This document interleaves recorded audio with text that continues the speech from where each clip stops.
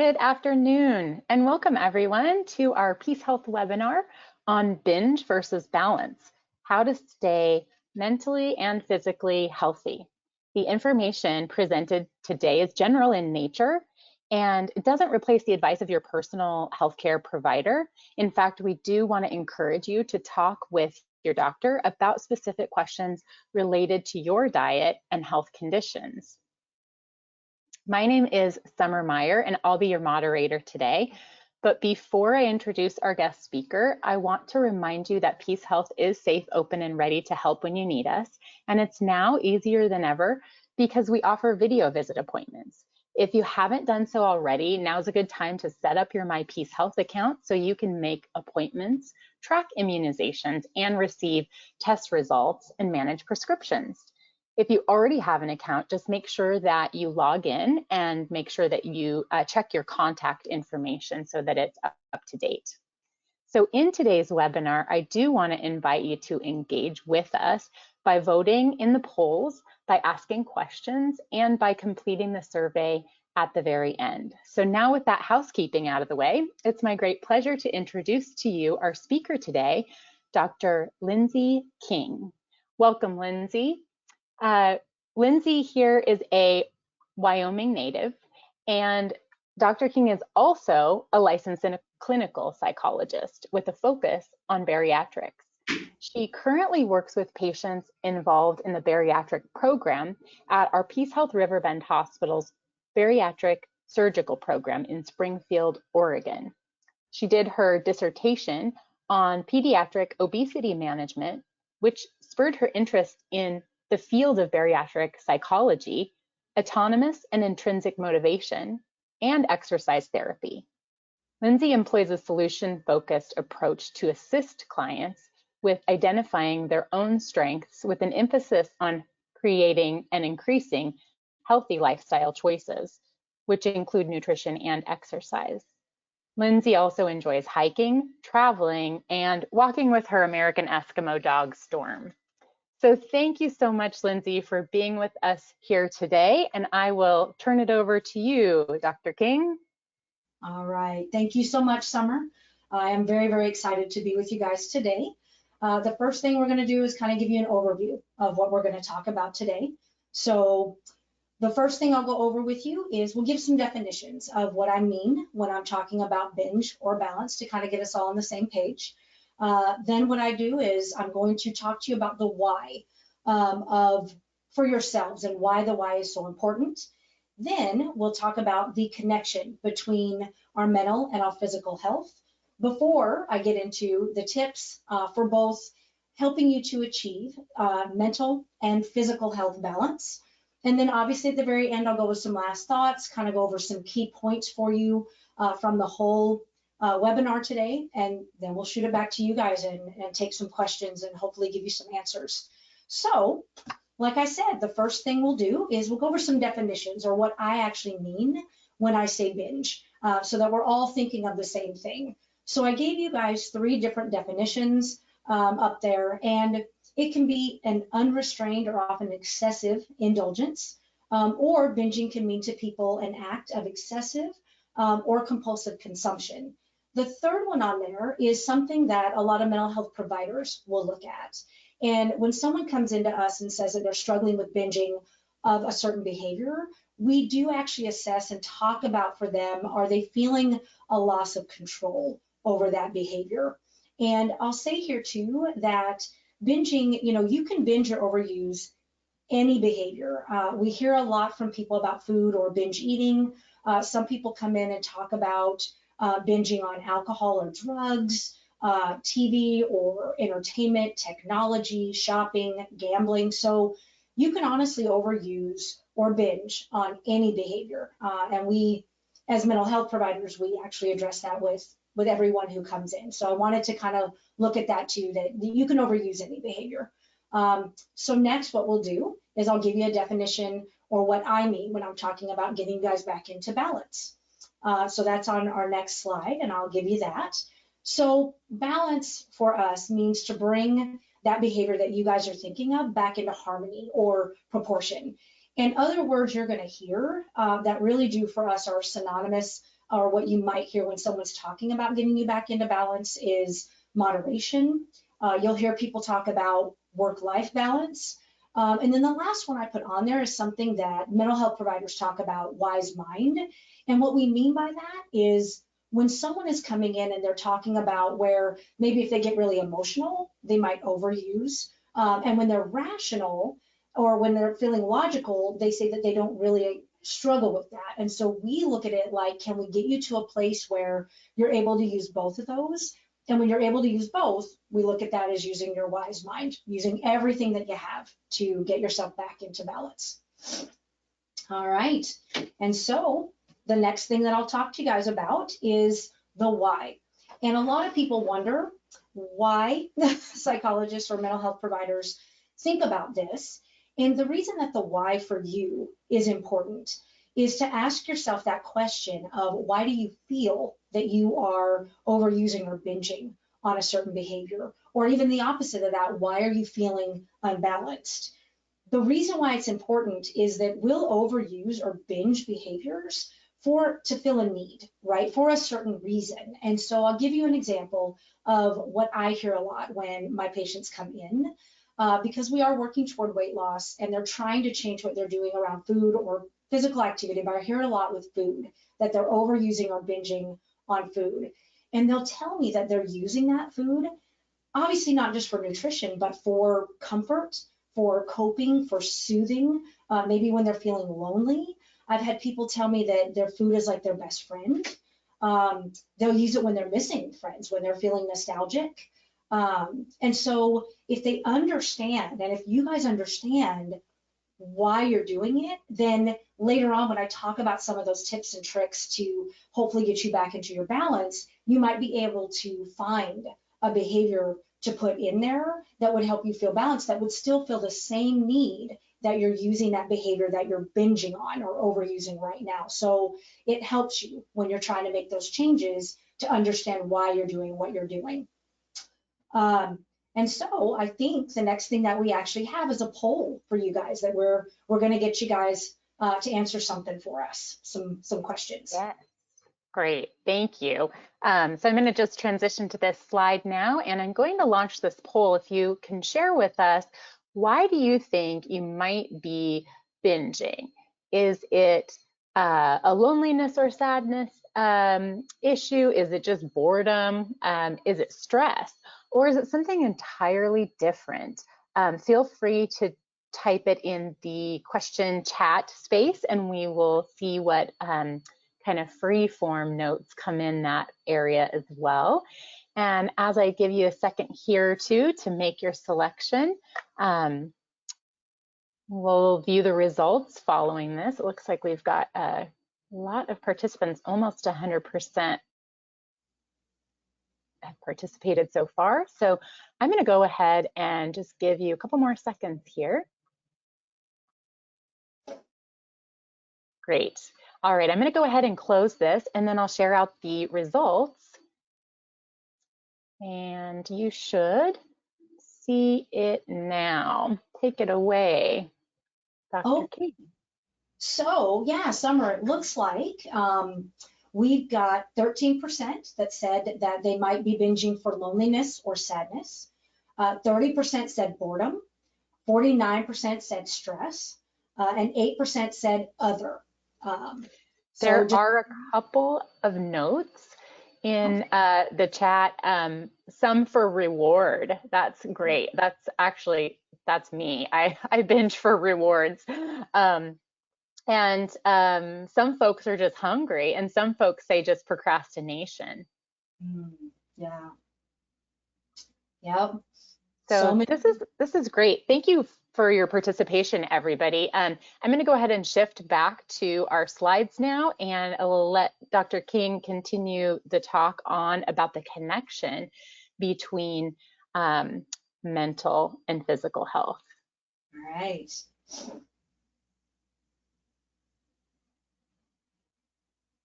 So I'm still seeing the quick poll.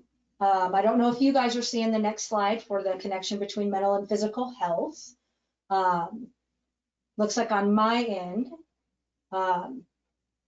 I've still got the quick poll. There we go. All right. Hopefully you guys are seeing what I'm seeing. So, yeah, I wanted to talk to you guys about the connection between our mental and our physical health. For a very long time, people in the psychological field, sociology field, we've really looked at the connection between mental and physical health, and if you're going through something mentally, what that can do for you guys, as far as what's going on with you physically. And we know that there is that mind-body connection. One of the things that we've done a lot of research on is stress. And when you are under stress, your body actually produces a hormone called cortisol. We call it the stress hormone. And so we've looked at the stress hormone and all the different things that it's attached to physically and how it can present itself physically for people. And so we've linked the stress hormone, cortisol, and just stress in general to chronic pain issues, risk of heart attacks or strokes, diabetes, that it actually can affect the glucose just like production in your body when you're overly stressed. And obviously, you know, when you struggle with diabetes, that can be a real issue for you. We've also looked at depression and heart disease and how those are linked, and that depression can come after heart disease, but also becomes another issue for someone when they're struggling with that. Obviously, in my field, you know, we've looked at weight struggles and how people will struggle with anxiety and depression, with long-term weight struggles, or even when they're trying to make changes to their health and trying to get weight off, that will actually make them feel more anxiety and depression, which then also works against them being able to lose the way they want to. And then we also have looked at sleep disturbances and how when someone goes chronically with sleep disturbances, that it really does affect our emotional health and then how we're feeling physically, of course. I think everybody kind of knows that. And so I want to delve into that a little bit more. So I'm going to give you a little bit more on physical and mental health. So on the next slide, we actually talk about that a little bit more. So on here, and I'm probably going to say this more than what you guys, you're going to be like, okay, Lindsay, you've gone over it and over it. And I will go over it and over it. There's so many different things that are going to affect your mental and your physical health. And there's so many things you can do to achieve balance in your mental and physical health. So the things that we look at in mental, and I'm going to go to the mental health first because I'm a psychologist and, you know, that's my field. So, you know, I'm a little biased. On the mental health side, we look at traumatic events, like things that happen that we're not prepared for, right? So natural disasters, car accidents, the sudden loss of a loved one. And then we also look at ongoing stress, right? So chronic stressors, work, obviously the pandemic, when that showed up last year, I think we're all hoping it would be traumatic and just very acute, but it's gone on long enough that we are starting to see ongoing stress from that. Problematic relationships. If you have people in your life where there's just toxic relationships with them and they cause you stress, that can really affect you ongoing. But then we also look at the positive things that really affect us, right? So graduating college, getting that job that you guys really want, that you've worked hard for, going on a vacation, right? And being in the loving, caring, supportive relationships that really, really matter to us. So we look at all those things and how all of those different variables are going to affect how your emotional well-being and how you're feeling, right? And so the next thing that we look at is the physical health. And like I said, there's so many things that are going to affect your physical health and well-being. And so, you know, a few things that we look at are obviously nutrition, like what you're eating and the foods that you're choosing. We look at physical activity, you know, and then we also look at the things that are physical that maybe we're not in control of, illness, injury, or a medical diagnosis, things around that. And so how all of these different things are going to affect your physical and your mental well-being. And so obviously, first things first, I'm going to go over some tips for you that fall in the mental health field, because again, that's kind of my area, so I like it, and we're going to go with that first. So for mental health balance, that's where we're going to go next. Again, like I said, I'm going to say it over and over. There's so many different ways that you guys can achieve mental health balance. I've just chosen a few. They're like a jumping off point for you guys. If there's things that you feel will work for you, and that you think will work better than what I'm going over, definitely go with those things. These, like I said, they're just a jumping off, something to get you started if you're really feeling stuck and you're trying to get yourself from binging back to balance.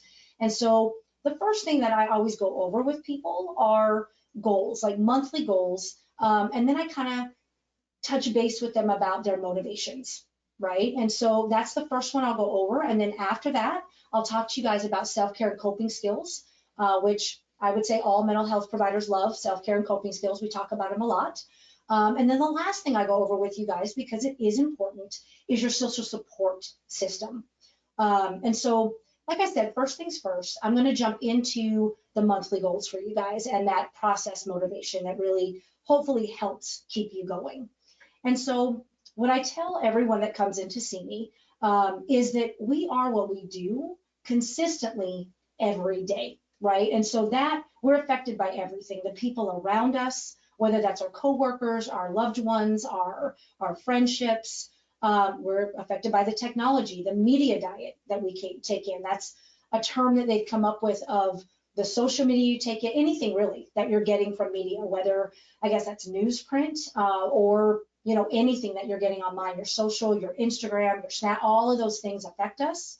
The forums, the blogs, and then any other activity that you're doing on a regular basis, whether that's physical activity, reading, any clubs that you're in, those types of things. So we're affected by all of those things.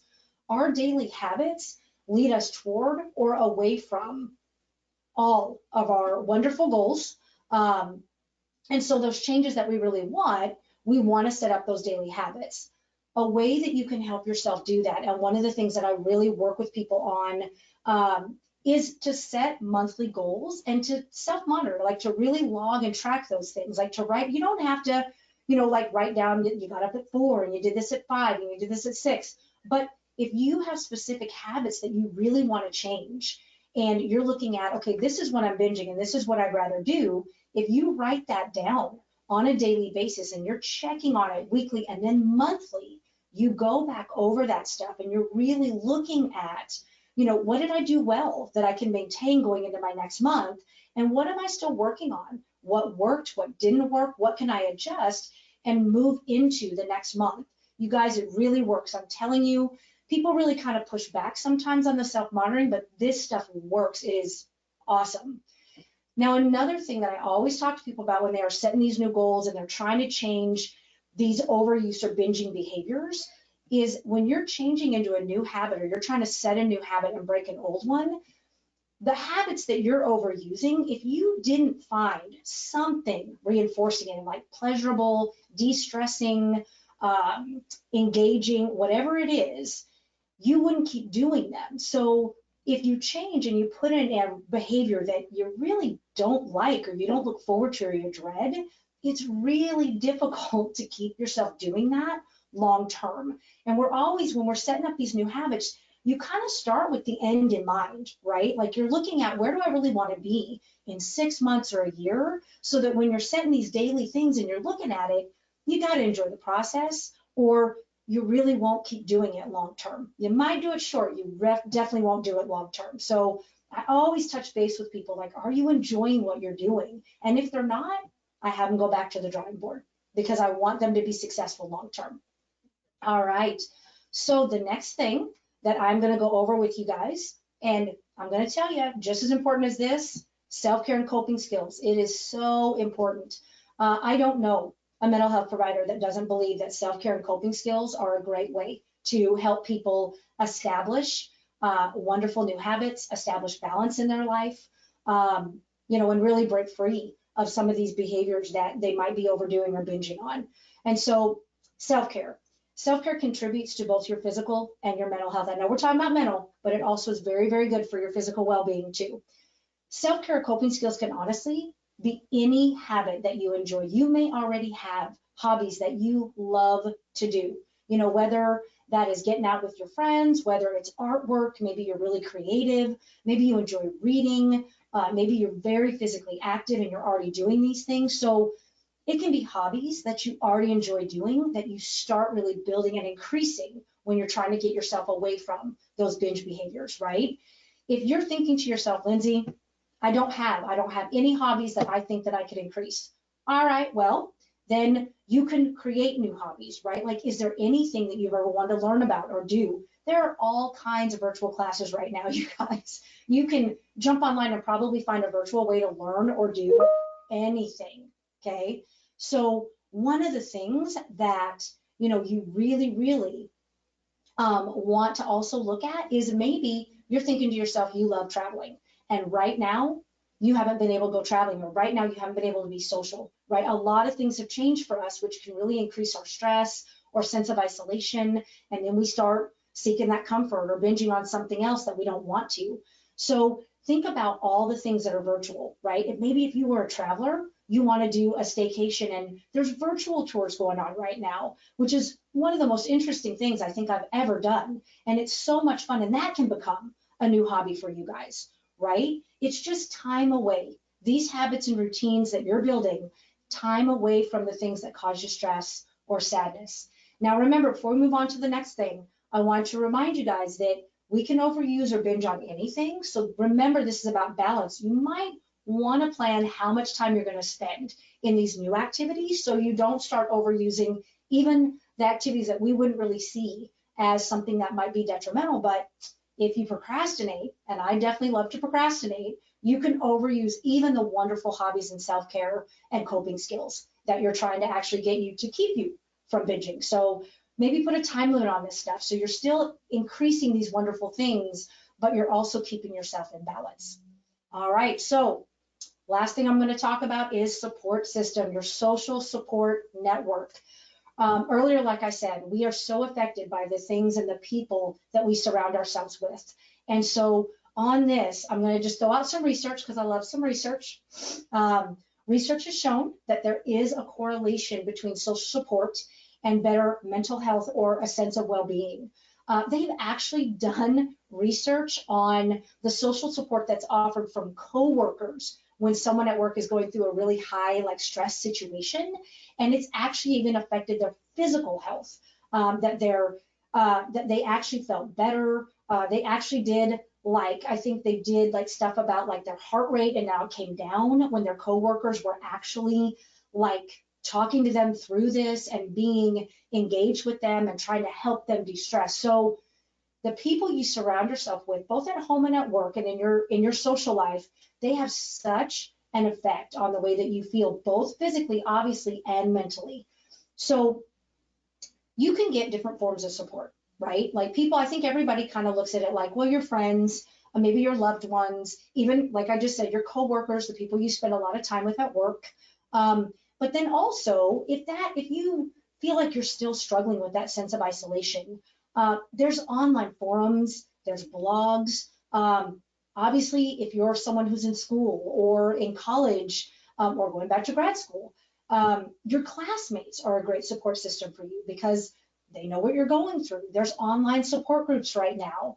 And the one that I obviously am very biased about, but a part of your support system can be a mental health professional. There are so many licensed mental health professionals out there that if you're going through something, they can really help you with that. And they're that objective point of view where they might be able to step outside of what you're going through in your personal life and really help you kind of figure out, how do I get myself balanced?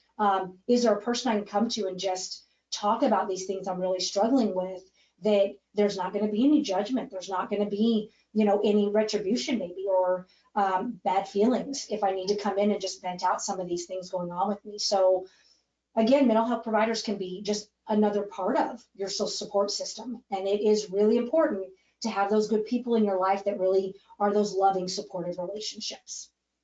Okay, so I think the next thing that I was going to talk about, and as promised, is the physical health balance.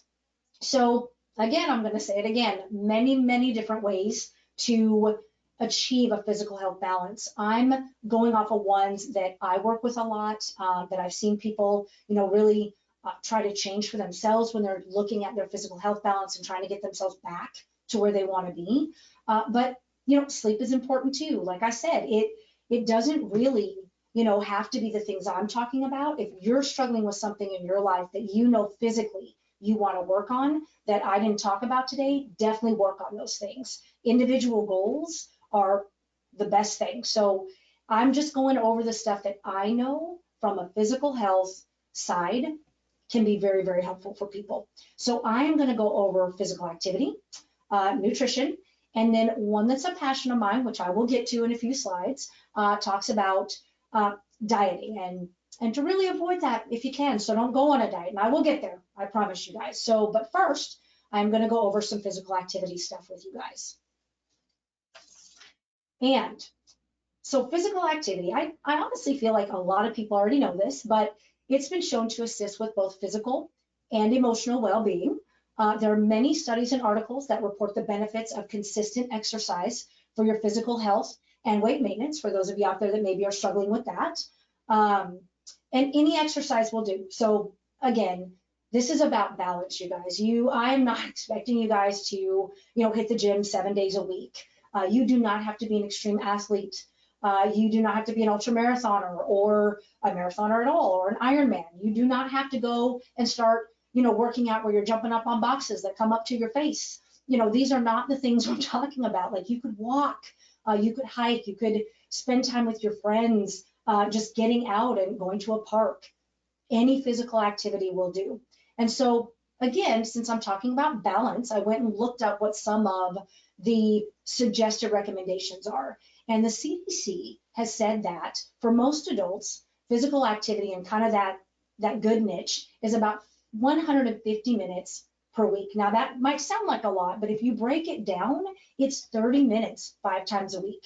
And again, they're not saying you have to do these extreme forms of exercise. A lot of people see benefit from walking. So even starting out with walking.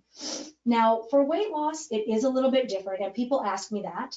There are some reports that tell us that if someone is looking to lose weight, that they might want to go with 300 minutes per week. Okay, and so that would break down to about 60 minutes 5 times a day. Or if that seems really daunting at first, maybe you break that down and you go with like roughly 40 minutes 7 times a week. Again, you start slow. You start with where you are and you slowly build that up. And before you know it, you are able to achieve what you want and find that balance for you that really does help you get to where you want to be.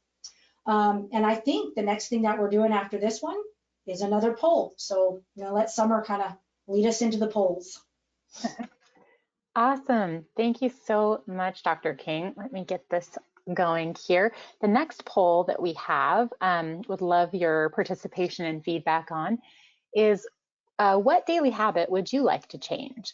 Is it maybe decreasing your eating? Is it increasing your physical activity?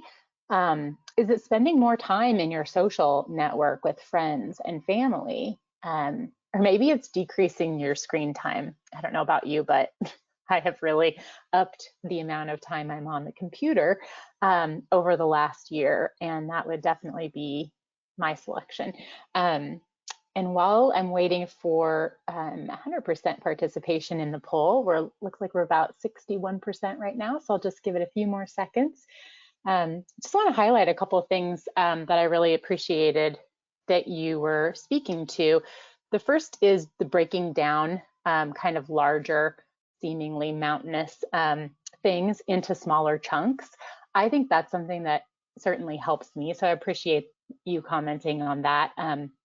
And I also, when we were talking about coping skills, I was remembering that I think some of the museums these days are now offering virtual tours where you can actually go look at the artwork in the museum, but you can do it online. So just a couple things I thought of while you were talking about some coping skills and different things. So it looks like we're about there. I'm going to go ahead and close up the poll, and we'll share out these results. All right, how are we looking? All right, so for decreasing eating, we've got 15% that people want to work on, 49% for increasing the physical activity. Totally agree with you guys, love that goal. 6% for spend more time with friends and family, 19% for decreased screen time, TV, computer, phone, whatever screen time you got, and 10% on other. Yes, so a couple of the comments that have come in, I would love to share these out. Uh, Bill says all of the above, so thanks, Bill, for that. That's great. Andrea says create and follow a healthy morning routine. That's great. The healthy habits piece. We'll include a link to this at the end on our website, but we do have a tool that might help with creating healthy habits. Candace says better sleep, and uh, Sherry says changing a habit of not getting out of bed at a consistent time. Yeah, and oh, here comes one in for Nancy. Thank you for sharing too. It looks like physical activity. Yep, great. So lots and lots of variety there. We're all working on something. Yeah. So let me go ahead and I think there's a slight delay. I'm going to go ahead and hide the poll, and it should flip to the screen share, but let me know if it doesn't. Okay. All right. Yeah, I think when we're doing these, there's a slight delay, but I hope that on you guys' end, you are on that next slide. And the next thing that we are going to talk about is the nutrition part. And so I just want to remind you guys, I'm the psychologist. I'm not a dietitian. I do not tell people certain things to eat. I more work with people on emotional eating, binge eating, boredom eating, motivation type stuff when it comes to eating those healthier food choices that people would like to eat. So here we go. All right. So I don't know about you guys, but when I was growing up, I heard so many times, eat a balanced meal, eat a balanced meal, eat a balanced meal. But it does work for what we're talking about today, like, right, the binging to the balance. So I thought I'd just throw that in there. Does it sound familiar? Because it definitely sounds familiar to me. And really, what I always tell people when they come in is if you're looking at changing up what you want to do with your nutrition, you really do need to take what your likes and your dislikes are into account when you're working on a new menu plan. A menu plan really should be based on you. It should be individualized to your age, your gender, your physical activity level. And right underneath that, I said, don't forget about your medical diagnoses or what medications you're taking. I did not know until much later in life that there's actually certain medications where you can't eat certain foods. I think there's one for like blood pressure or heart condition where you can't have grapefruit, so you need to really take into account yourself. And so I think that that's, where a lot of people, when they are searching for what's a healthy way to eat, they're looking at what's already out there that might have been based on other people that didn't have their same needs. Maybe it's based, for people who are younger or older or certain genders. Maybe it works really well for women or for men and it doesn't for the opposite. So you really want to look at what you're wanting to do, what your goals are, but also, you don't really want to choose a menu plan where there's a bunch of food you're supposed to eat that you don't like, and how are you really going to do that long term? I mean, I wouldn't, but it's up to you. But this is what I'm going to go into for the nutrition. I don't feel like it's news, but obviously in our program, for the bariatric program, and I know just in general, we really ask people to focus on protein, and then produce, so fruits and vegetables. And then, we don't tell people, and most of the time when I talk to people who are really struggling with making change, they are thinking to themselves like they have to give up their favorite foods or they can't ever have like starches or refined carbs. And really what we look at is if you're eating your protein and your produce or your veggies or your fruits first, and then you're like, what, I really still want maybe some potatoes or I want some pasta, but that's like the smallest part of the meal and it's in portion, you can still do that. You can do it in moderation. And like I said here on my slide, moderation is just a fancy word for balance, so you guys can really do this the way that you want to with your goals in mind, and then start to really kind of fine tune it to meet your needs and things that you really feel like you would do long term. All right, so I think the next one, this is the one I told you guys is a passion of mine. So I work with this a lot, but even before, I came in and started working with bariatric population, bariatric patients, people looking for weight loss surgery. I did have people even in private practice who would try different diets, and I would hear about the different things that they were doing trying to meet those goals. And you know, most fad diets that I've heard about from clients or patients, that I've read about, that I've seen in the research, they are not based in moderation or balance. A lot of them, not all, but a lot of them are extremely restrictive, tell you all kinds of things that you can't eat and that you can. And a lot of people really struggle to keep doing those on the long term. And so I looked at research because I love my research. And there is research that was done at UCLA that says that people who go on diets will lose initially 5 to 10% of their weight that they're looking to lose. But the majority of them regain the weight and then a little bit more. So kind of sad facts if you really are wanting to lose that weight and keep that weight off, right? And then there's other research that talks about the yo-yo dieting. And on that research, it's actually been shown to have negative health effects for people, including, you know, an increased risk of heart disease and long-lasting negative impacts on your metabolism. And so what we really think of for people, again, going back to that nutrition, is instead of going on one of the fad diets that's out there, or those yo-yo diets of I'm going to completely restrict, hopefully get down in my weight, and then I have no idea what I'm going to do long term, or maybe you're hoping that you can do the diet for the rest of your life. However, I don't really see that happen a lot. So I really talk to people about a menu plan, not really a fad diet, right? And I put it on here because I hear it a lot. Do you think it's a fact or a myth that you have to give up your favorite foods to be healthier, to lose weight?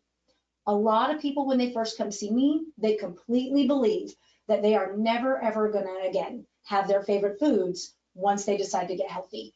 And it's just a myth, and it's not realistic. I don't know of anyone who's not realistically at some point in their life going to want a favorite food. Mine, you know, is pizza. I really enjoy pizza. I don't know that I would go the rest of my life without pizza.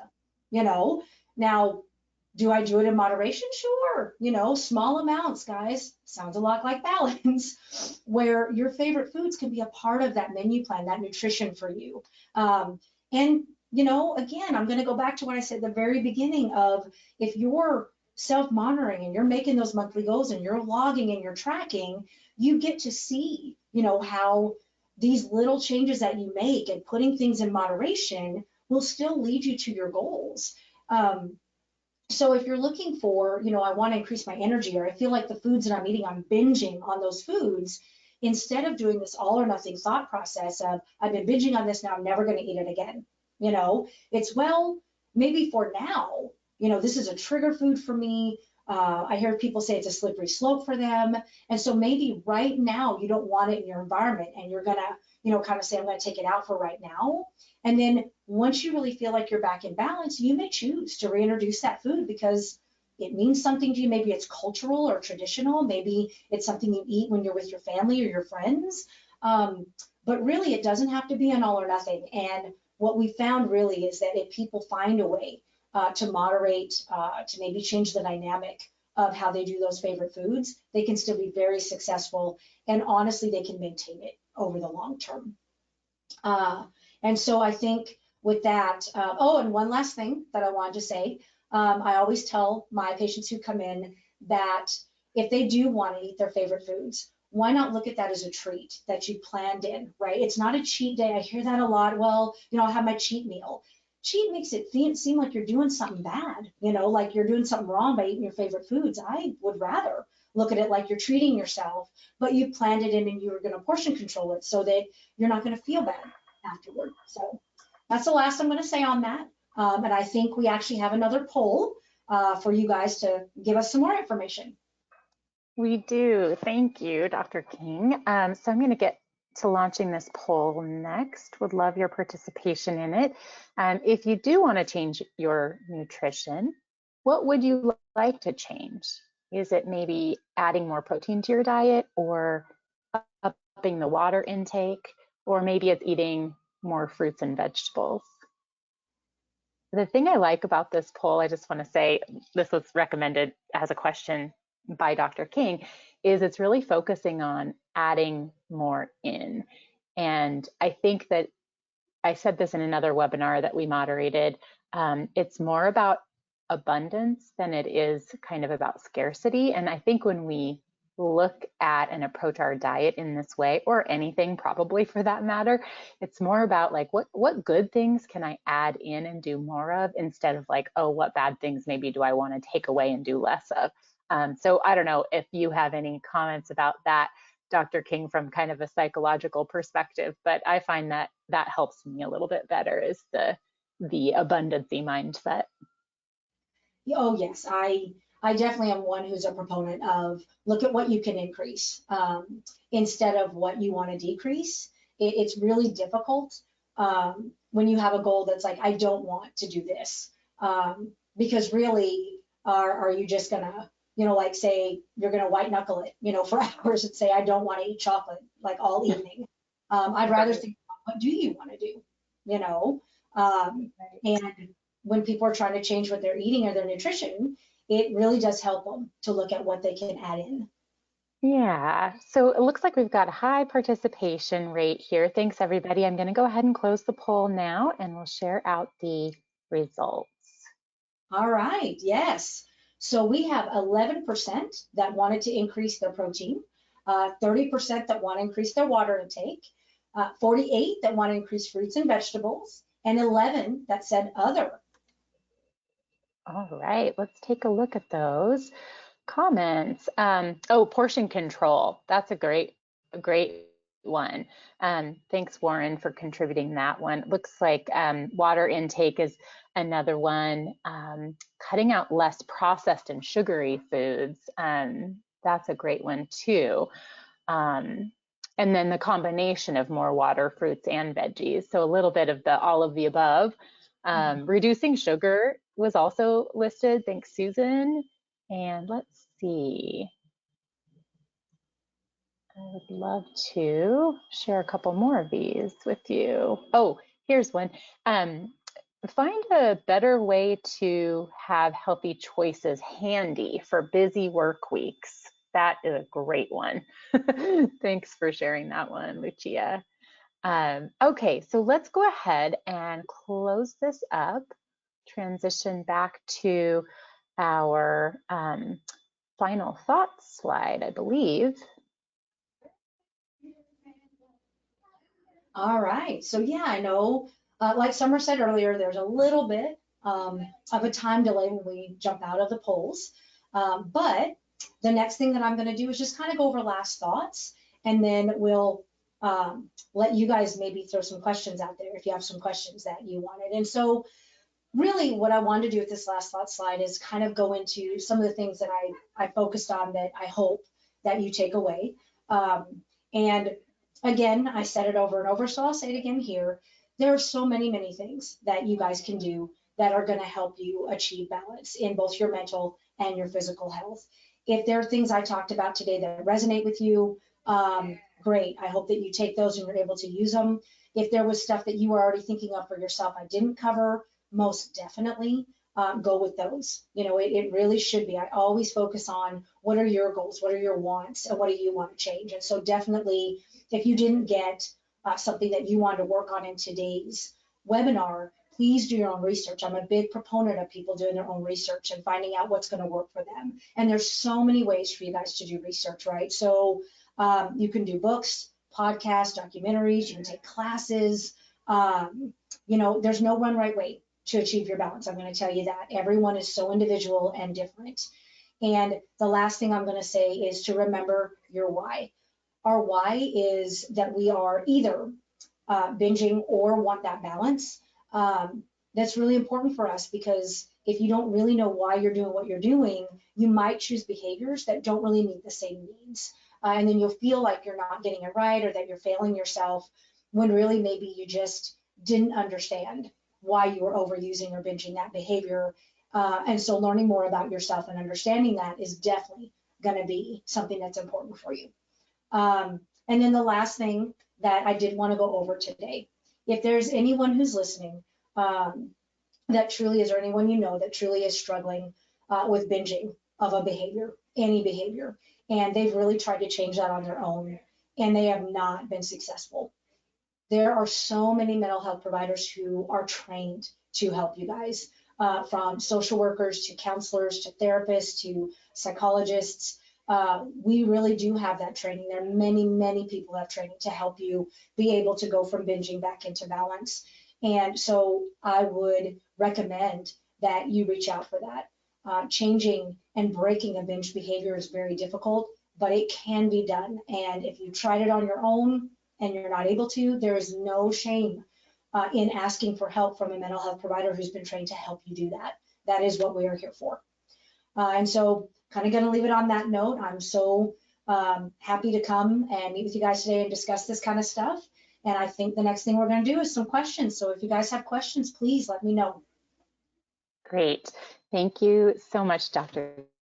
King. Once again, while folks are preparing their questions and entering them, I'm just going to remind you about a couple of things. So first of all, really just thank you again, Dr. King, for your expertise on staying mentally and physically healthy and balanced. Balance especially is a great word. My mom used to say, you know, all in moderation. So it kind of rings true for me to hear that word.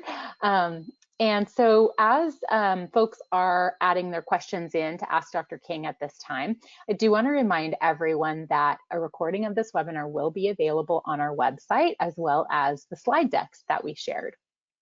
And then let me see if there are any questions. I'm sure we've got a great active group here.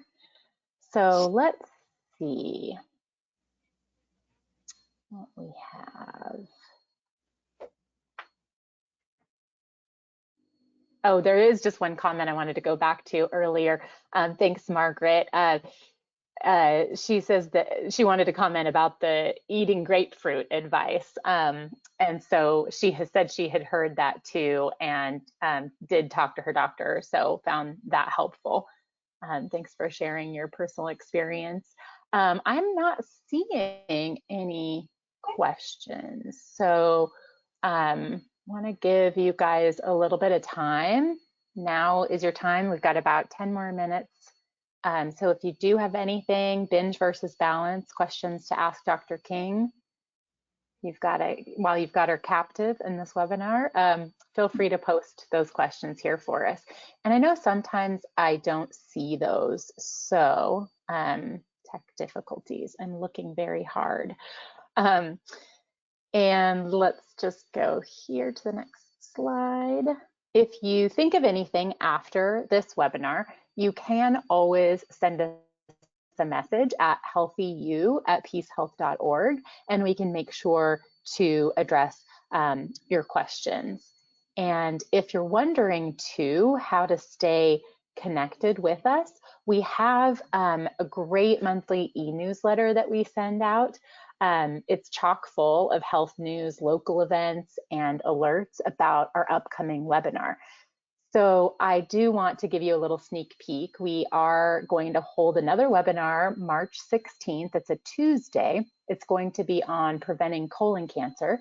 And two of our doctors at Peace Health will be sharing helpful insights and practical advice for anyone interested in identifying and preventing a disease that is often curable when caught early.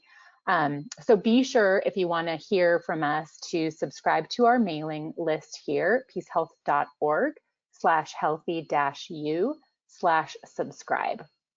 And let me just check the question queue one more time. Here they are. Thanks, guys. Okay, so just had to kill a little time. So let's see, Dr. King, will balancing blood sugar help me sleep better, do you think? That is a good one. You know, honestly, I am not sure. I'm not on the medical side of things, but you know, I would definitely ask your medical provider that question, and just see if that is something that affects that. It wouldn't surprise me um, if balancing that would be helpful, obviously, with anything. But since I'm not medical, I'm definitely going to recommend that you speak with your medical provider about that and see. Yeah, we may be able to actually to have our nutritionist address that one separately or privately too, Catherine. So I'll take that as a follow-up. Thanks for asking that question. There's one from Michelle. Do you have any suggestions for maintaining weight loss? Mm, I do. I hear this. We have a lot of people that post-operatively, they will be down to that goal weight, and they'll be like, okay, so I've been in loss for so long, I honestly don't know how to maintain. And so what we say is, the things that got you there obviously are the things that you want to see if you can continue. But we also know in a lot of the maintenance research, what I see over and over is physical activity. And also I've actually seen that from patients that I've worked with where if something happens and they're off routine and they're no longer physically active, that they actually start to put a little bit of weight back on. But remember what I said. I mean, this can be walking. It does not have to be anything extreme. And then also, you just really look at protein, in your produce, and are you really hitting the protein that you need per day based on you? Obviously, it's very individual. But and are you? And again, I really do go back. I know I said this, but I would self-monitor and really be watching what you're doing. We also know from maintenance research that most people who have a weight goal that they've met that they want to maintain, if they are at least weighing themselves once a week, no more than once a week, but they can also go out to once a month. So at least they're tracking that it really does help them because we can gradually start to kind of fall back into behaviors that would put weight on and not realize it if we're not checking in on ourselves every once in a while. So those two things that I've seen in the maintenance literature is weighing at least once a week or once a month, and keeping up with some physical activity really does help you guys with weight maintenance.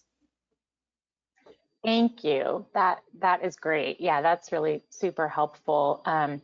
There's another comment I just want to say I also relate to this. I really appreciate you all sharing your experience here. Holly is saying she knows what she's supposed to do, exercise more, for example, make better choices with food, etc.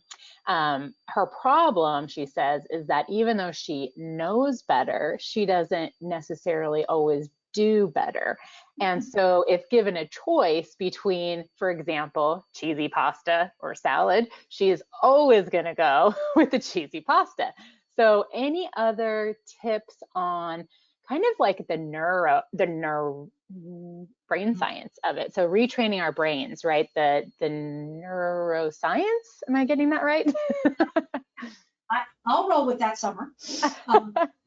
So yeah, retraining yourself is very, very difficult because that cheesy pasta is very, very comforting in that moment.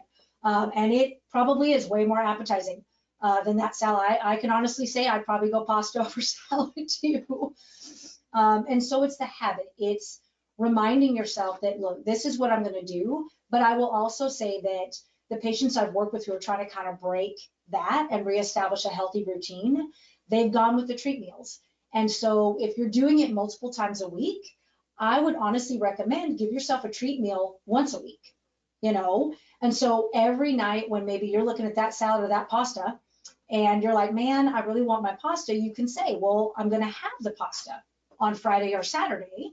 And so I'm just not going to do it right now because I didn't plan to have it today, you know? And so the treat meals sometimes work too, to kind of talk yourself into having something that maybe feels less desirable in that moment. But I would also say that if salad maybe isn't a thing that you're really going to look forward to, maybe there's something else that you would really enjoy. Like do you really like salmon, or do you really like shrimp, or is there a salad out there you really do actually like that you could put in some stuff, maybe put some cheese on the salad so that you're still meeting something, but it's a healthier option for you. Yeah, I really like both of those things. I would love to just weigh in here for for a little personal piece, for me, I use a couple of different methods. One is distraction. So I will often, like when I know something, pasta versus salad. I love that example, Holly, that you shared, because when I think about it, it's like, all right, if I know I'm going to probably go for the pasta, maybe I'll just like distract myself and go out for a quick walk or something. And it allows just enough time, I think, to pause, to sort of, it's almost like a mindfulness thing for me. It's like I give myself pause to think about it and make a conscious choice. And sometimes I still choose the pasta. Like that's just the way it goes. But sometimes I give myself enough pause to be like, okay, you know what? I am going to just go for that salad and it's going to be fine. It meets my goals or my habits or whatever I'm working on. But I do think like I will often use kind of the pausing or distracting myself with something else. And then the other piece is I've heard too, drinking like a glass of water before you eat is a technique that kind of helps. And so there was a period of my life where I tried that and it was, somewhat successful. So just a couple of things. I mean, I appreciate this venue because we can kind of share with each other what works and what doesn't, or what we're struggling with and what we're not. And sometimes just talking it aloud with others helps you with that connection. So we've got some more comments here I want to make sure we get to because we only have a couple more minutes. So Dr. King, if you have any kind of quick thoughts about ideas for self-control. This one's from Mary. I can't keep certain foods in the house, and it's difficult when you do live with others. So any ideas for Mary in terms of like self-control? So, yeah, I agree with her. I think earlier I did mention that there are some times where if someone's trying to change that, I'll say, one of the easiest things is to get it out of the house. But if that's not possible, and you do live with others, and so it's just not a reality that you also, want to food police other people, because it's a food for you that might be an issue. I've actually had people who on the front as a visual reminder to where they keep those snacks, like on the pantry door. I had someone actually tell me that they put it on the cookie jar where they put on there like comfort to remind them. It was a visual reminder that they really weren't wanting to eat that in that moment. They wanted comfort or soothing, or they've actually put up there, you'd rather eat, and then they had other foods that they wanted to eat instead. That's Um, awesome. so it was a visual, and we know that like sometimes when we're in there and our head is telling us and pushing us to do something, self-control so hard.